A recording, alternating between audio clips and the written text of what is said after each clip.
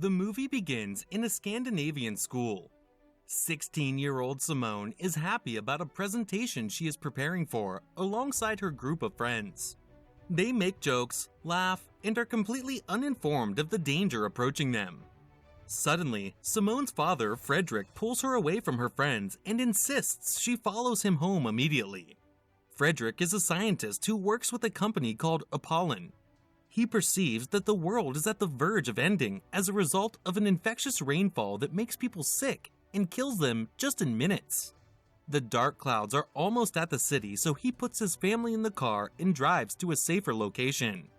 Simone's brother, Rasmus, refuses to wear his seatbelt, which distracts Frederik and causes them to crash into a vehicle. This stops the traffic and blocks the way. Frederik, knowing what is almost happening, knows that there is not much time left anymore, so he brings his family out and runs into the woods instead of beginning an argument with other drivers. A man notices that they were in a hurry and dies after them. A while later, the family reaches a bunker made by Apollon for emergencies like this. Seconds after they get inside, the first drop of rain falls onto a leaf and a heavy rainfall follows suit. The family is sanitized by an automated system before going into the living area. The kids as well as the parents are so scared, but they do not make it obvious. Frederik has to go out because he might know a way to stop the spread of the virus. Before he leaves, he tells Simone to care for her brother because he is the answer to stopping all this. Simone does not understand him, but Frederik does not have time for much explanation. After he leaves, she goes on her phone and watches her friends die in live streams. Everyone outside is terrified of the fast-spreading virus. The mother tries to calm them down by making them hit cocoa, but it is obvious that she is just as scared. All of a sudden, there comes a banging on the door to the bunker. Their mother is well aware that Frederik can let himself in, so she asks the kids to ignore it. However, they are too impatient and naive. They immediately rush to the door and open before their mother can stop them. Outside, the man who saw them in the traffic is standing in the rain. He pulls Rasmus and is visibly struggling as a result of the virus. The mother leaps at him and asks the kids to close the door immediately. They do not want to leave her outside, but they have to close the door, even though it was against their will. She struggles and dies while Rasmus and Simone cry, mourning her death. Simone takes care of her brother, and even though she is hurting too, she still cheers him up when she can. At night, they both go to sleep, but Simone wakes up to a noise. On checking, she finds Rasmus out of his bed, but Simone assumes it was just a dream. Following that, they find the control room and find out that there are other bunkers all over the city. Simone tries contacting them but fails.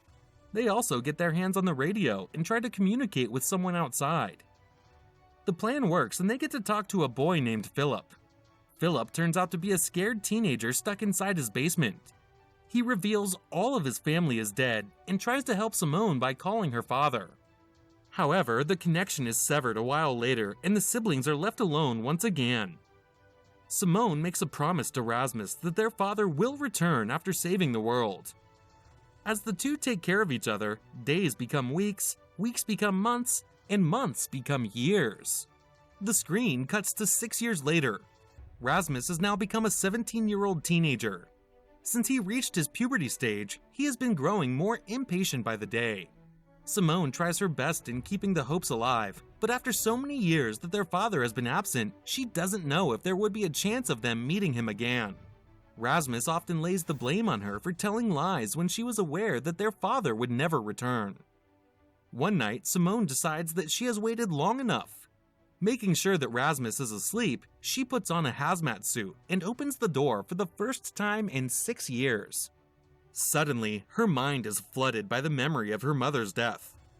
She tries to look for her remains but doesn't see anything. She assumed that it must have been fed on by animals and made her way towards the city. There are so many marks on the ground showing her the way to the quarantine zone. Following these marks, Simone only finds decayed corpses. It finally occurs to her that no one is alive in the outside world. The life before the virus is history, and remaining inside the bunker won't give them anything.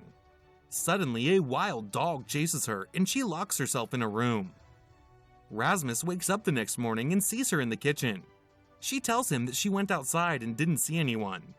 They both decide to leave the bunker once and for all the next day. At night, they cuddle together and fall asleep. They did not realize that the air duct of the bunker had been blocked and there was no oxygen left inside. Simone dies, but Rasmus wakes up at night at the right time and drags her outside. It is then revealed that the blockage of the air ducts was not an accident nor a coincidence. A group of survivors saw Simone outside yesterday and messed with the bunker's outdoor panel. They gunned down the siblings and locked them inside the room. The leader reveals that they are there for food, but Rasmus and Simone have eaten almost all of the sticks by now. After finding out that nothing else is left in the bunker for them, they start to leave. If they do, Simone and Rasmus will remain locked inside the room until their deaths.